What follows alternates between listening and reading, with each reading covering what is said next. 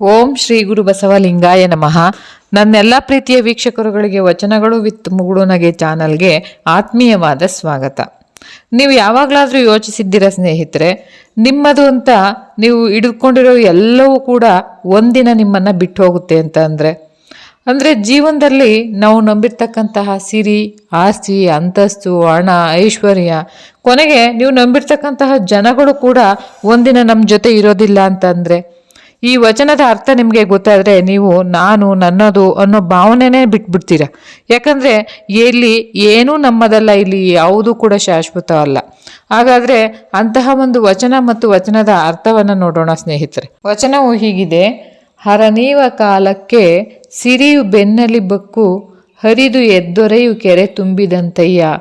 ನೆರೆಯದ ವಸ್ತು ನೆರೆವುದು ನೋಡಯ್ಯ, ಅರಸು ಪರಿವಾರ ಕೈವಾರ ನೋಡಯ್ಯ. ಪರಮ ನಿರಂಜನ ಮೆರವ ಕಾಲಕ್ಕೆ ತುಂಬಿದ ಹರವಿಯ ಕಲ್ಲುಕೊಂಡಂತೆ ಕೂಡಲ ಸಂಗಮ ದೇವ. ನೋಡಿ ಎಷ್ಟು ಅದ್ಭುತವಾಗಿದೆ ಈ ವಚನ. ಹರನೀವ ಕಾಲಕ್ಕೆ ಸಿರಿಯು ಬೆನ್ನಲಿ ಬಕ್ಕು, ಹರಿದು ಹೆದ್ದೊರೆಯು ಕೆರೆ ತುಂಬಿದಂತಯ್ಯ. ನೆರೆಯದ ವಸ್ತು ನೆರೆವುದು ನೋಡಯ್ಯ, ಅರಸು ಪರಿವಾರ ಕೈವಾರ ನೋಡಯ್ಯ. ಪರಮ ನಿರಂಜನ ಮರೆವ ಕಾಲಕ್ಕೆ ತುಂಬಿದ ಹರವಿಯ ಕಲ್ಲು ಕೊಂಡಂತೆ ಕೂಡಲ ಸಂಗಮ ದೇವ. ಹರನೀವ ಕಾಲಕ್ಕೆ ಸಿರಿಯು ಬೆನ್ನಲಿ ಬಕ್ಕು, ಹರಿದು ಹೆದ್ದೊರೆಯು ಕೆರೆ ತುಂಬಿದಂತಯ್ಯ.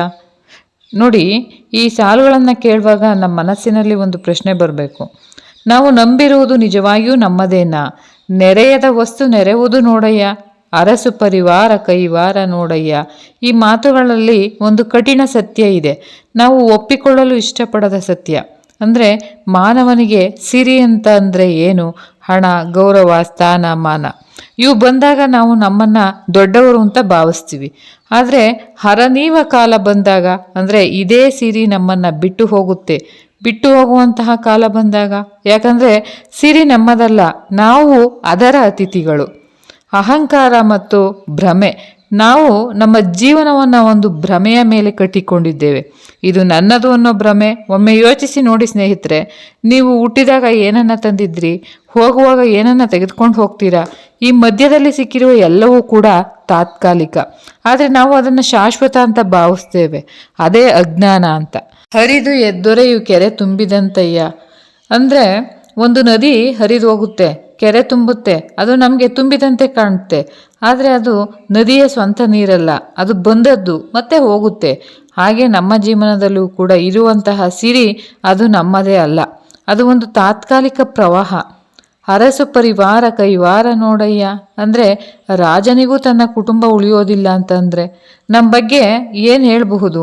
ನಾವು ನಂಬಿದವರು ನಮ್ಮ ಜೊತೆ ಎಂದಿಗೂ ಇರ್ತಾರೆ ಅಂತ ಭಾವಿಸ್ತೇವೆ. ಆದರೆ ಕಾಲ ಬದಲಾದಾಗ ಸಂಬಂಧಗಳು ಕೂಡ ಬದಲಾಗುತ್ತವೆ. ಇದು ಕಠಿಣವಾಗಿರುವಂತಹ ಸತ್ಯ. ನೆಕ್ಸ್ಟ್ ಸಾಲಲ್ಲಿ ಹೇಳ್ತಾರೆ, ಪರಮ ನಿರಂಜನ ಮರೆವ ಕಾಲಕ್ಕೆ ಅಂದರೆ ನಾವು ದೇವರನ್ನು ಮರೆತಾಗ ಜೀವನದ ದಾರಿಯನ್ನು ತಪ್ಪುತ್ತೇವೆ. ನಾವು ಹೊರಗಿನ ವಸ್ತುಗಳಲ್ಲಿ ಸುಖವನ್ನು ಹುಡುಕ್ತೇವೆ, ಆದರೆ ಅದು ಸಿಗೋದಿಲ್ಲ. ಯಾಕಂದರೆ ನಿಜವಾದ ಶಾಂತಿ ನಮ್ಮೊಳಗೆ ಇರುತ್ತೆ. ಮುಂದಿನ ಸಾಲನ್ನು ನೋಡೋದಾದರೆ, ತುಂಬಿದ ಹರವಿಯ ಕಲ್ಲು ಕೊಂಡಂತೆ ಅಂದರೆ ನದಿ ತುಂಬಿ ಹರಿಯುತ್ತಿದ್ರೂ ಕಲ್ಲಿಗೆ ಅದರ ಮಹತ್ವವನ್ನು ಗೊತ್ತಾಗೋದೇ ಇಲ್ಲ. ಹಾಗೆ ನಮ್ಮ ಜೀವನದಲ್ಲಿ ಅವಕಾಶಗಳಿವೆ, ದೇವರ ಕೃಪೆ ಇದೆ, ಆದರೆ ನಾವು ಅದನ್ನು ಅರಿಯೋದೇ ಇಲ್ಲ. ಯಾಕೆಂದರೆ ನಮ್ಮ ಮನಸ್ಸು ಜಾಗೃತವಾಗಿರೋಲ್ಲ. ಈ ವಚನ ನಮಗೆ ಒಂದು ಪ್ರಶ್ನೆ ಕೇಳುತ್ತೆ ನೋಡಿ, ನೀವು ನಿಜವಾಗಿಯೂ ಯಾವುದನ್ನು ನಂಬಿದ್ದೀರಿ? ಸಿರಿನ, ಸಂಬಂಧನ, ಅಧಿಕಾರನ? ಇವೆಲ್ಲವೂ ಕೂಡ ಹೋಗುತ್ತೆ, ಆದರೆ ಒಂದು ಮಾತ್ರ ಉಳಿಯುತ್ತೆ, ಪರಮಾತ್ಮ.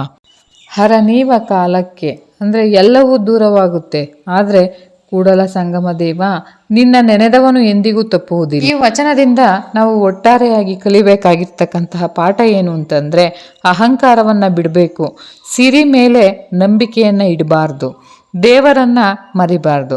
ನಿಜವಾಗಿರ್ತಕ್ಕಂತಹ ಶಾಂತಿ ನಮ್ಮೊಳಗೆ ಇದೆ, ನಾವೇ ಕಂಡುಕೊಳ್ಬೇಕು ಅನ್ನೋದು ಈ ವಚನದ ಒಂದು ಮುಖ್ಯ ಸಾರಾಂಶ ಅಂತ ಹೇಳ್ತಾ, ಮತ್ತೆ ಮುಂದಿನ ವಿಡಿಯೋದಲ್ಲಿ ಇನ್ನೂ ಹೆಚ್ಚಿನ ಅರ್ಥಪೂರ್ಣವಾಗಿರ್ತಕ್ಕಂತಹ ವಚನಗಳು ಮತ್ತು ಭಾವಾರ್ಥದೊಂದಿಗೆ ಸಿಗುವೆ. ಎಲ್ಲರಿಗೂ ಶರಣಾರ್ಥಿಗಳು.